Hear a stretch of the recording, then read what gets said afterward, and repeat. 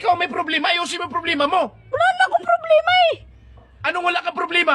Nasusugod-sugod ka dito.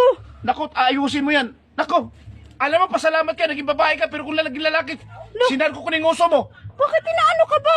Huwag ka kasi masyadong sobrang magmarites. Marites, wala na magmarites.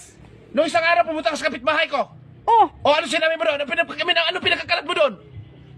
wala mo pagkakalat doon. Nung walang pinakakalat, alam mo, sumusobra ka ng marites ka, ha? Umayos ka, ha? Lo, Sa mapituan nyo dito. Umayos ka, ha? lo, Alam mo, sa totoo lang, marites, luko-luko talaga to. ano lukulukuhin ka ngayon sa akin. Sa bunutan kita, ginagawa mo eh. Lo, Alam mo, hindi tama yung ginagawa mo, ha? problema nitong taong to. Ano problema? Alam mo, sa totoo lang, alam mo tayo, napakalaki ang traso dito sa akin eh.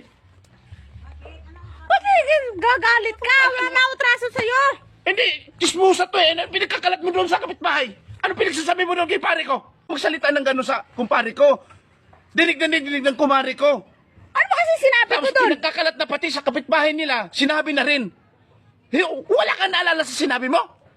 Na ano nga? Ano ba sinabi ko doon? Ang sabi mo, ang gwapo ko?